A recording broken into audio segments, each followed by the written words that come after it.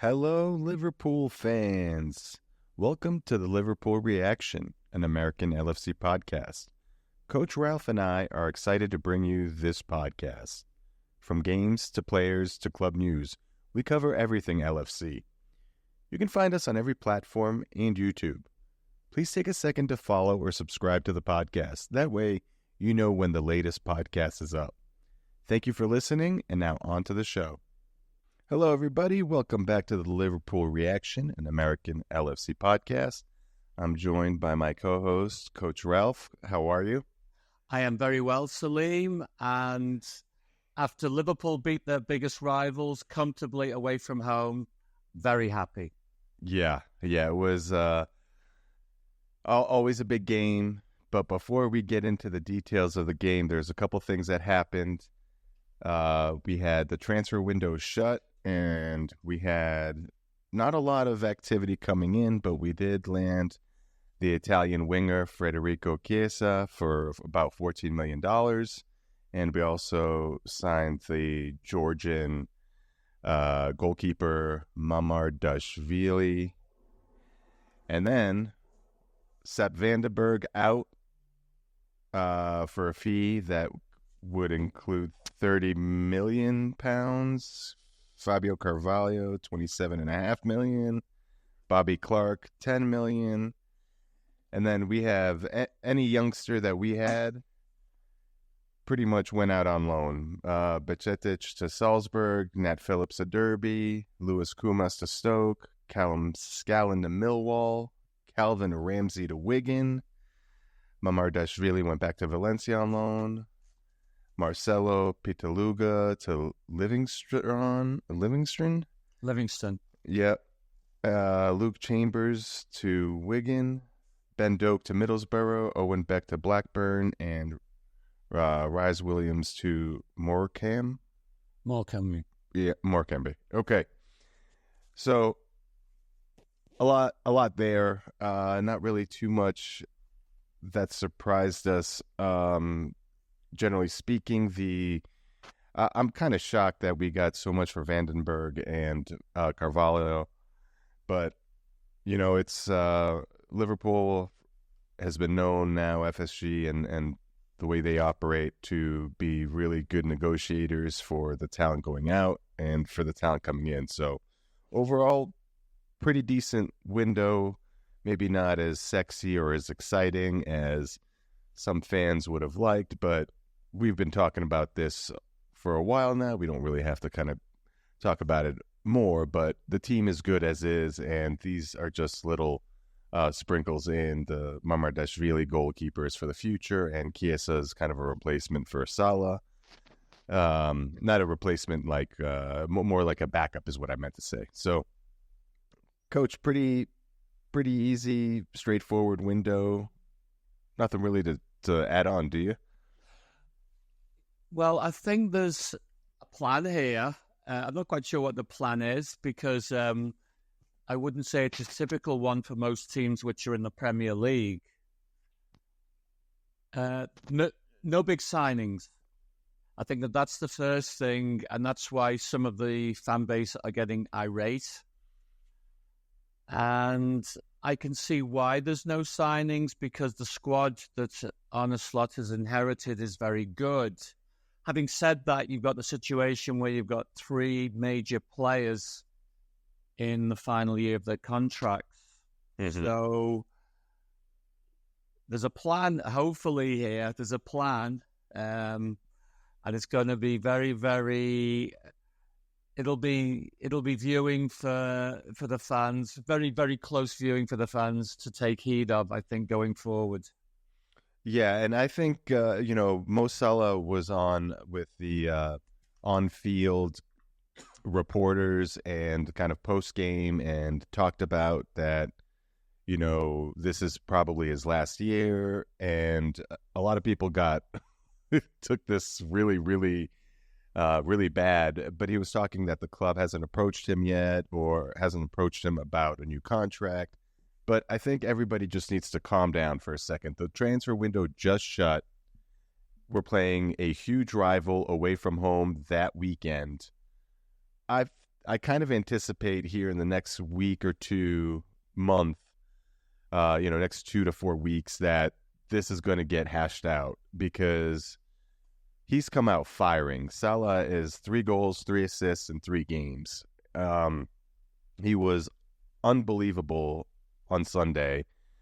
And then Trent and Virgil, I just think those deals are going to get extended, Coach. Do you think so? I have no idea, to be honest with you. It's just a very intriguing situation that the club's in. I don't totally agree. Well, I don't agree with some of these fans who are online getting all upset. Oh, FSG are tight and FSG won't spend money and all this kind of stuff that they're talking about. That I don't advocate. But having said that, just say there's a worst case scenario and all 3 leave, then I think they would have something to answer to the fan base about, especially if they've not got ready-made people to come in and take their place. One of the things behind the signing of Mamardashvili, I don't know if I pronounced that right. Mamardashvili, yeah. Mamardashvili. Nailed it.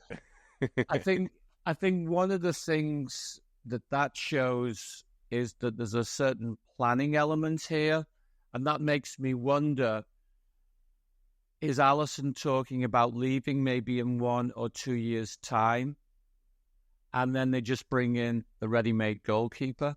Mm-hmm. So we really don't know what's happening behind the scenes. We have no idea. So I wouldn't get irate about the lack of signings. Chiesa is interesting from the point of view that you feel logically he's coming in, so who's going out? Because they've already got 5 top forwards. So again, it's kind of intriguing. It's interesting. What is the plan? Hopefully there's a good plan. And then the loans of players. They didn't loan Tyler Morton in the end, and I think that's because he's going to be in the first team squad. I think he's going to be a potential number 6 this season, that might be used in the League Cup or whatever. Right. I think Bajcetic has gone to a club which is in the Champions League. Yes, and he's familiar with the coach. He's familiar with the coach. And also that's Clark's coach as well, Bobby Clark. I wouldn't be surprised if it's a very similar situation to what we saw with Aston Villa, where they sent or they sold 2 of their young players, bought them back this year, and one is actually seeing a little bit of time, and then they sold the other one again for more money. I think it's just the way that they deal with players now, especially because there are limitations on loans. Most of the players that you mentioned on loan, I think, count from the academy rather than the first team. So, yeah, I mean, everything's not straightforward like it used to be. There's all kinds of rules and regulations. And behind it all, as I keep saying, I just hope that we've got a good plan. Yeah, I like the loan system because, there are guys that are just on the verge of breaking into the first team and just need games, and they're not going to get games at Liverpool. It's a list of almost 10 people.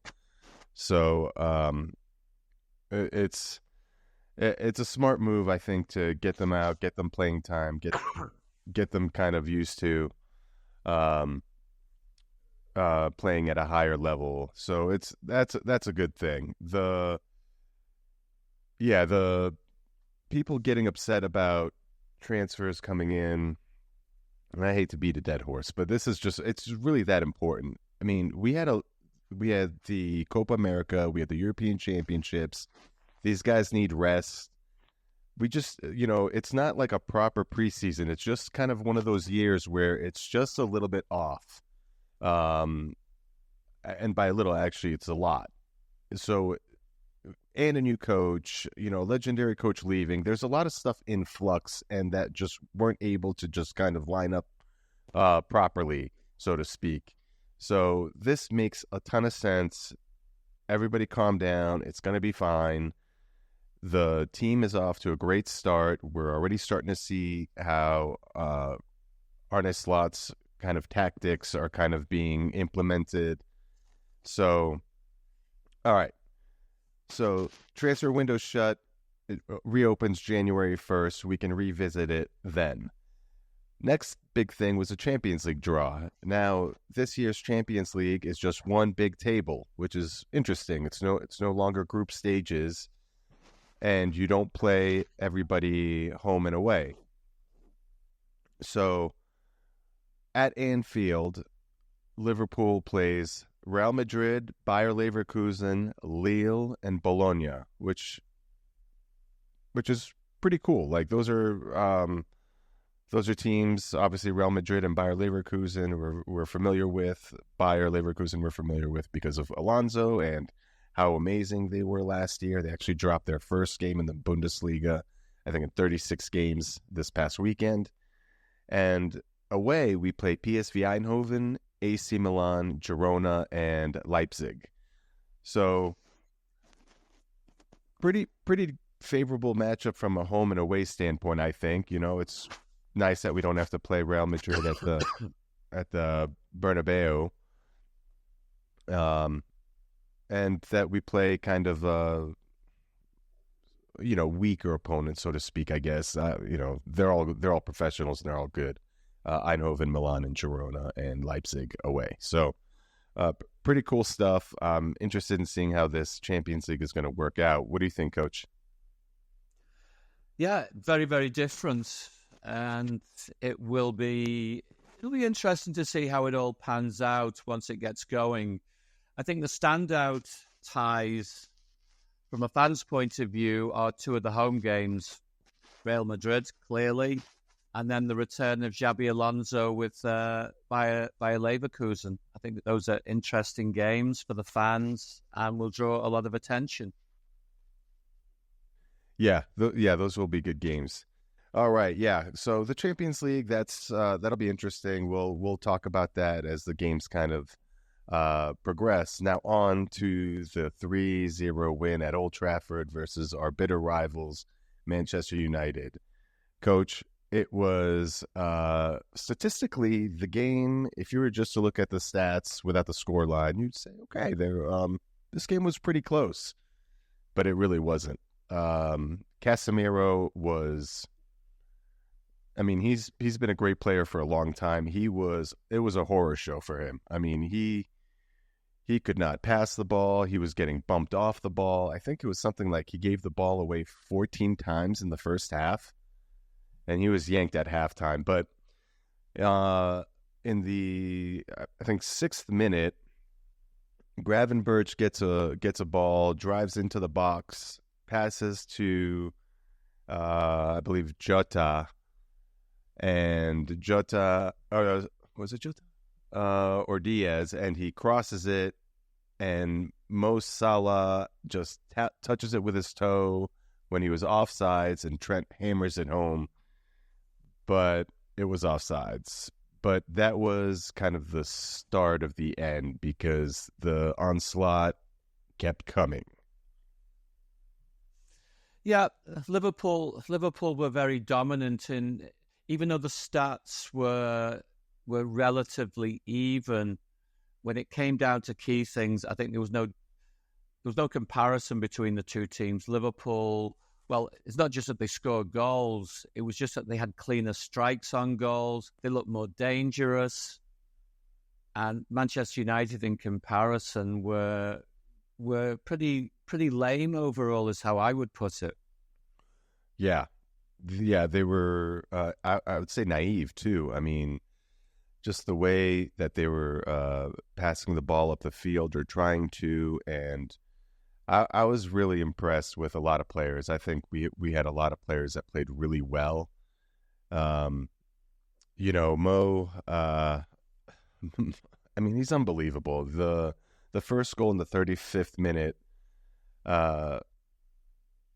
Mo basically, Gravenberch gets a hockey assist because he intercepts a pass from Casemiro, literally passed it right to him. It was a shocking pass. And Gravenberch passes it up to Mo.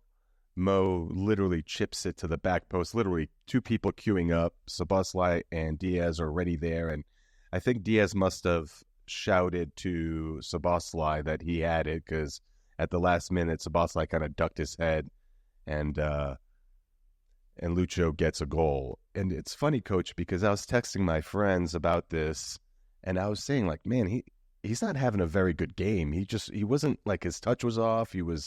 And then all of a sudden, bang, he scores.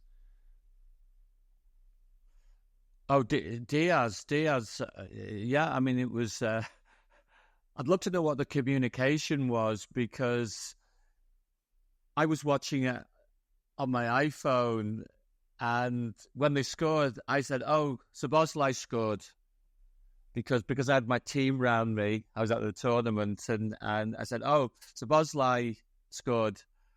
And then, of course, when you see it back, you actually see what happens, and he just kind of he jumps and he kind of drops his neck, and then Diaz comes in behind and scores with a great header. So yeah, it was quite a goal, and that's actually one thing that's very, very interesting about this was you'd mentioned the week before when Manchester United conceded that late goal against Brighton. Mm-hmm. And it was from the other side of the field, and the ball's played across the box, and you've got like 2 or 3 Brighton players coming in totally unopposed. And it was João Pedro scored the winner for Brighton. And this was really, in principle, the same thing, but coming from the other side of the field, where the whole Manchester United defence is drawn towards the ball, and Salah played it into the back post, and you've got 2 players ready and waiting to score, and one did. Yeah, very similar.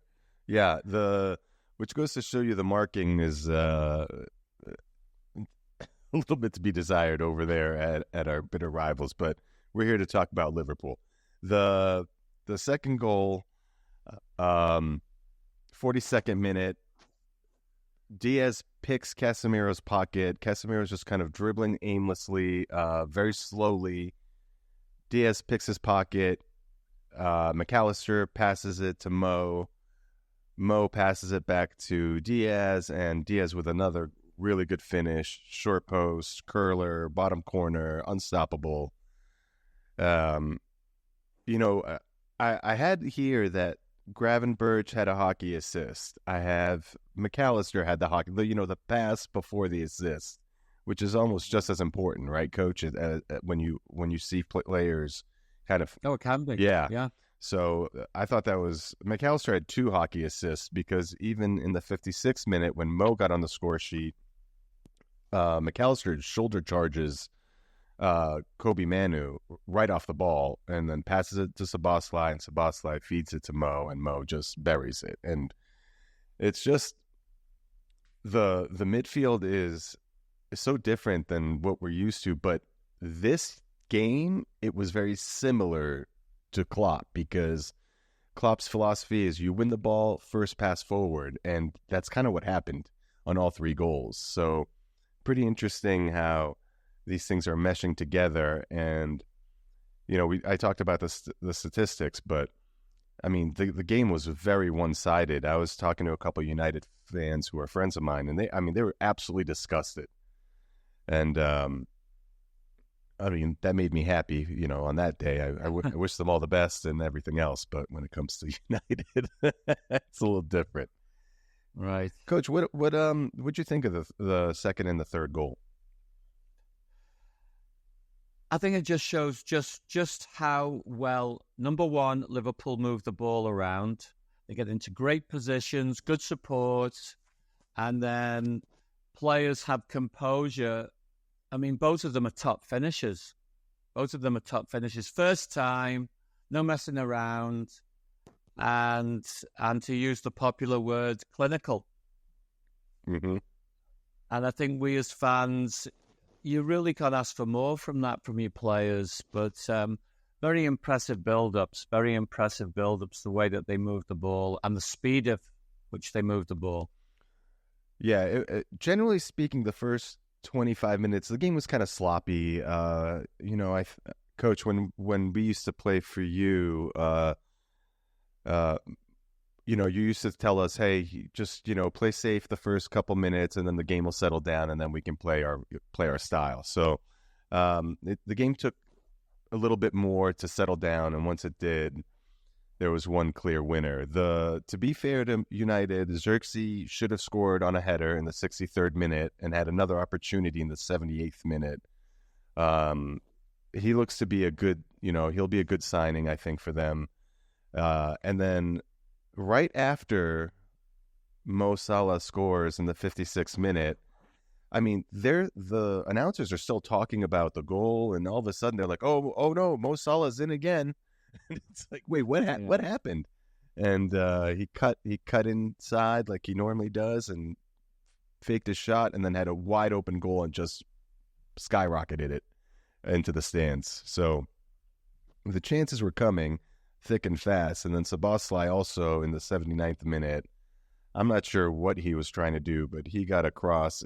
He was in the 6-yard box or just outside the 6-yard box. And instead of shooting, he tried to fake, and then the chance was gone. So, right. If all the chances were converted, we're still looking at a 5-2 kind of outcome, 6-2 kind of outcome. So, there's only one winner in this game for sure. And although the stats say one thing, it was really clear. Coach, I want to ask you one thing in specific. The double pivot is very fluid. The way the double pivot works with Gravenberch and McAllister. I kind of wrote that it almost looks like a mixture between a 6 and an 8. Like they're just kind of constantly shifting. If one goes, one stays. But at halftime, the announcer, the halftime show made a very interesting observation that whenever United had the ball and was pushing, those two were behind the ball protecting the defense. And usually when the halftime stuff comes on, I go. I do something else. I take a shower or I do something else. So it's very interesting. But Coach, from a coaching standpoint, this double pivot and the fluidity of it, can you explain that to us a little bit? Well, I think one of the things that Slot's looking for, let me go back to a classic double pivot that Liverpool had, which was Alonso and Mascherano. Mascherano was a classic defensive midfielder in the sense that he was a destroyer. And then alongside him, Xabi Alonso was a holding player. He would sit in the midfield rather than get forward necessarily.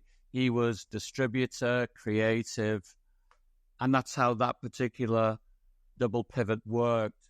I think that what Slot wants is he wants players, and his number 6 in particular, to have a little bit more. He wants work rate. He wants creativity. Maybe more of a hybrid type position. Mm-hmm. And so it's not quite the same as what the old classic was with Mascherano and Alonso.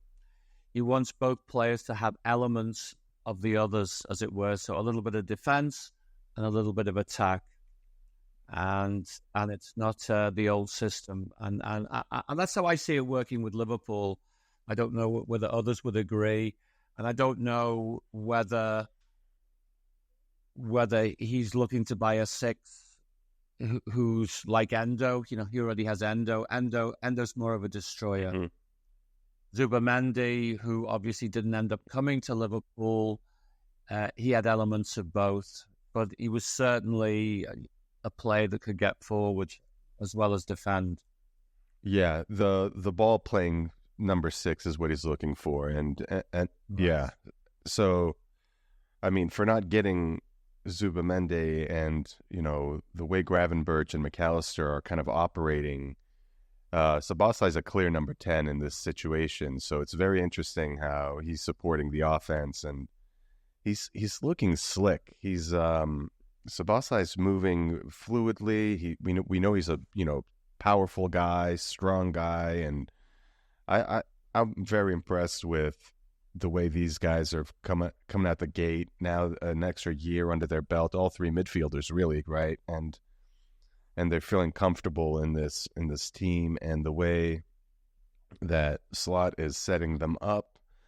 He passed his first test. I mean, that's the first big test, and he passed with flying colors. What else did you see with the game that maybe stood out to you? Obviously there's a lot to talk about. I've kind of talked a lot about the goals and kind of what happened, but anything else that stood out to you, Coach? I think one thing that was impressive from a Liverpool perspective was they looked totally solid and in control in every part of the game. So at the back, you'll always concede one or two chances to opponents. I think that's inevitable. Mm-hmm. But by and large, very secure in defence. Midfield, outstanding, as I think that you highlighted. And I think one area that Slot has benefited from is the midfield three he's got all came in a year ago. Now they're settled at Anfield. They know the system. They know their roles clearly under the new manager. And it looks like it's working very, very well. So let's see how it is going forward. And then in attack, he's got players who are on fire. Mm-hmm. I mean, Diogo Jota didn't score on the day, but we always know that he's the most liable to finish. And the two wing forwards did. So Liverpool are looking in good shape. I think that what the biggest test is going to be down the road is once all these games kick in with the Champions League. Because all of a sudden he's going to have to start making some changes to rotate. Players will pick up knocks. So how is he going to integrate players who haven't played much? Because to date so far, really, it's clear that he rotates and brings on the two strikers, Gakpo and Nunes. Mm-hmm. So that's a clear rotation. He also rotates his fullbacks. And that's very, very clear. So midfield, I think Harvey Elliott is a player that he will look to. Will he play Endo in certain games? I think Curtis Jones has a knock right now. I'm not sure about that. I don't know if you know anything about that. Yeah, I don't think it's anything major. I was reading something and somebody was saying that, Harvey Elliott and Curtis Jones need to start this game against United, blah, blah, blah. And it's just like, what are we talking about here? But I thought that was a very interesting comment. Anyway, I don't think it's anything major. I think it's just, something that's just bugging him and just wasn't ready for the game. And I think with the international break, he'll be good to go after that. Right. So he's going to have to make substitutes in midfield, and his options are Elliott, Endo, and Jones. If you're going to go beyond that, then you're going to start looking at academy players. So there's Tyler Morton, who I mentioned earlier, and then the other one that he didn't send out on loan, and again, I don't know if it's significant, is James McConnell. So he certainly kept one of his academy midfielders. Mm-hmm.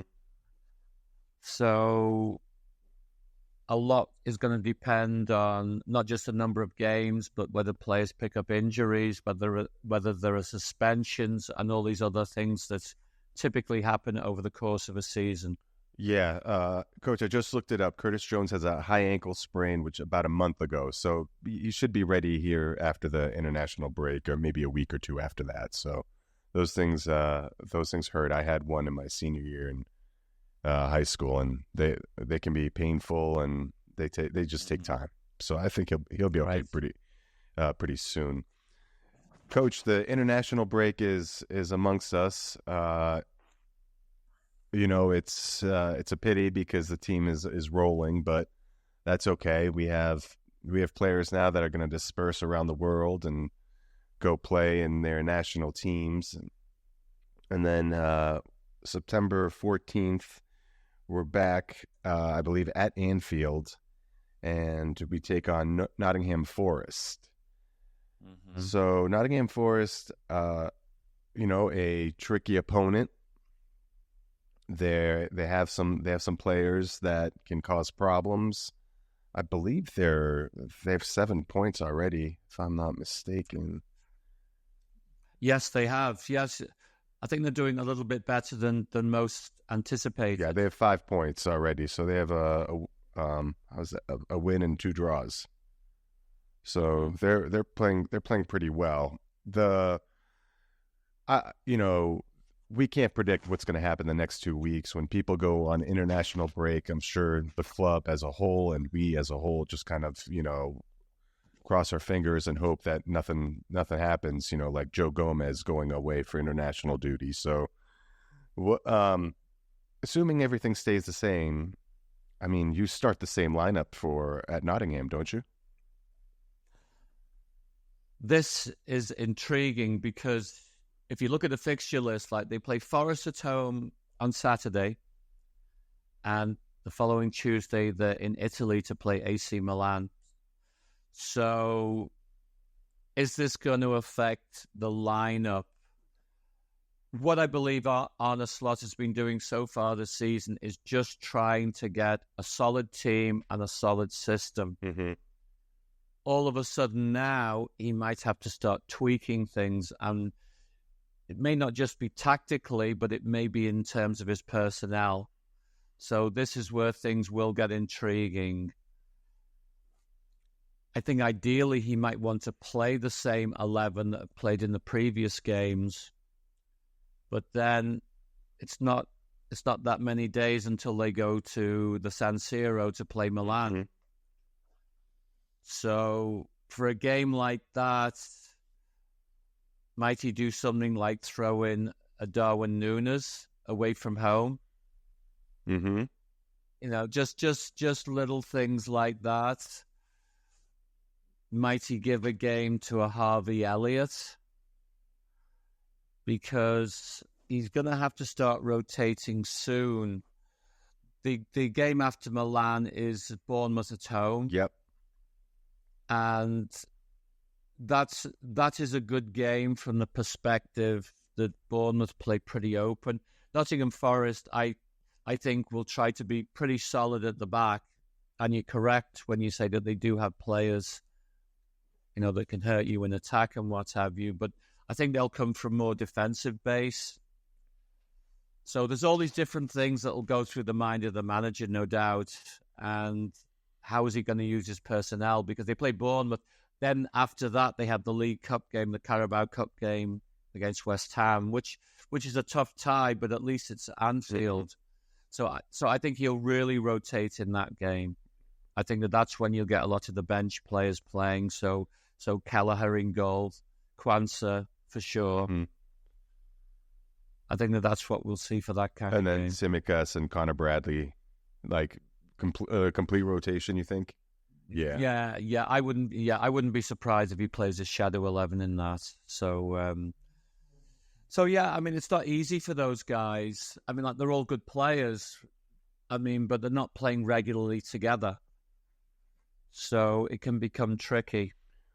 Do you think Chiesa makes an appearance in Italy at the San Siro versus AC Milan? I think we might see Chiesa against Forest. And yeah, what will they do when they go to Italy? I think logically, I mean, he's familiar with the terrain. Right.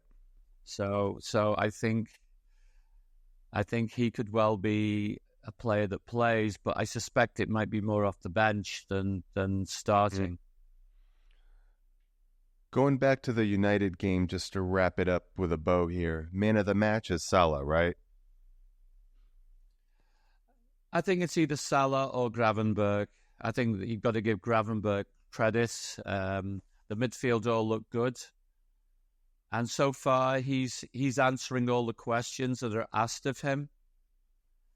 There's a long way to go, and for me, there are still some question marks in certain types of game, but we won't know until he plays them. So kudos to Ryan Gravenberg. I thought he was very good against Manchester United. And Salah was Salah. Yeah, he was unbelievable. I thought this would be more of a test for Gravenberch, but Casemiro just was not on his game, and so it just kind of felt like it was another, opponent that was well beneath us, and it's going to be interesting, against like a Milan or, I think in October we have, Chelsea and Arsenal in October, so that's going to be the true test, I think, for Gravenberch. But so far so good, man. You can only play, the team in front of you, so so far so good. Coach, Yeah. the Champions League. What are your thoughts about this? Like league table kind of approach to it. I thought it's pretty interesting. I think it's the next step towards the European League. I think there's no two ways about it. It's going to happen. It's just how it happens. Mm-hmm. Oh, Coach, you there? Okay. Yeah. I've been having trouble with my throat, actually. Yeah. It's going to be interesting. I find it, when they make these changes, I kind of look at them like, okay, what are they going to complain about next? And I think the next complaint that we're going to hear, one team is going to get like all the tough teams away and all the, easy, quote unquote, easier games at home. And they're going to complain about that, well, we had to go to Anfield and we had to go to the Bernabeu and you know what I mean? So it's just like the fact that they took away this home and away fixture, which kind of evens things out for teams. I think this is the next thing that's going to be kind of a complaint. Yes, I think you're correct when you say that. And I think the only solution is probably more games. So, yes, there's going to be a European League. So it is what it is. It is, for sure. Well, Coach, another successful week for Liverpool. On another note, in fantasy, I just can't get my captain correct. But Coach, you are in third place. You were wise and captained Erling Haaland, who had a hat trick and got you 34 points. And you've added Mo Salah on your team as well, and he had 17 points as well. So a pretty good 77-point haul for you, Coach. And my stupidity, I tried to be a little bit brave and rogue, and I captained Cole Palmer, who had a beautiful assist and almost scored. And there are Salah and Haaland with 17 points, no captaincy, and I dropped to 6th place. So you are, I believe, 16 points ahead of me. And I'm going to try to hunt you down, Coach. Yeah, I think with the fantasy football, Haaland and to a lesser extent Salah have kind of destroyed it, because I think most people have the two of them. So it's whether or not you can kind of get your peripheral players correct to edge you up the league, because everybody's cancelled out if you choose those two. And most people have it, although it sounds like you have not. I have Salah and Haaland, but oh, I see. So it was just the captain thing. Yeah, I tried. I think Cole Palmer last year was like 6 million, and he's 10.5. And watching him last week, the fact that he was more playing centrally, and Madueke had an incredible game last week. So I just thought I used my wild card and I just changed everything up. And what's interesting with fantasy is that this year you can save up to 5 transfers. So it's just like a mini wild card. So I just figured I'll use my wild card. I'll save my transfers, and I'll do it again in 3-4 weeks, reassess everything. But I can't get the damn captaincy correct. My fault. But guys, if you want to join us in the league, we have about 15 people playing with us, and the code is CHPX42. If you go to the premierleague.com and click on fantasy, you'll be able to sign in or log in or sign up, and just punch in the code, and you'll be able to join Coach Ralph and I and a bunch of other people. Coach, successful week, interesting week. We covered the Champions League, we covered the transfers, and we covered the drubbing of our bitter rivals at Old Trafford. Next week, I believe we are having a guest on the show, because of the international week. Basically, there are no games next week, and we will pick up Liverpool games again on the 14th, like we mentioned, against Nottingham Forrest at Anfield. All right. That's correct. All right, Coach, the guest, has he been, it sounds like he's in, right? Yeah, let me confirm it, and then we can announce it. Sounds good. Well, everybody, thank you for joining us today on the Liverpool Reaction, an American LFC podcast. Thank you to Coach. Coach, I hope you start to feel a little bit better. He's a little bit under the weather, and we will see you guys next week. And go Liverpool! Great start, 3 out of 3, 9 points, tied at the top. Let's keep it rolling. Take care, everybody. Liverpool fans, thank you so much for listening to the Liverpool Reaction, an American LFC podcast. We hope you enjoyed the show and would greatly appreciate your support. Please leave a 5-star review and feel free to email us at tlrlfcpodcast@gmail.com. Looking forward to hearing from you. Till next time.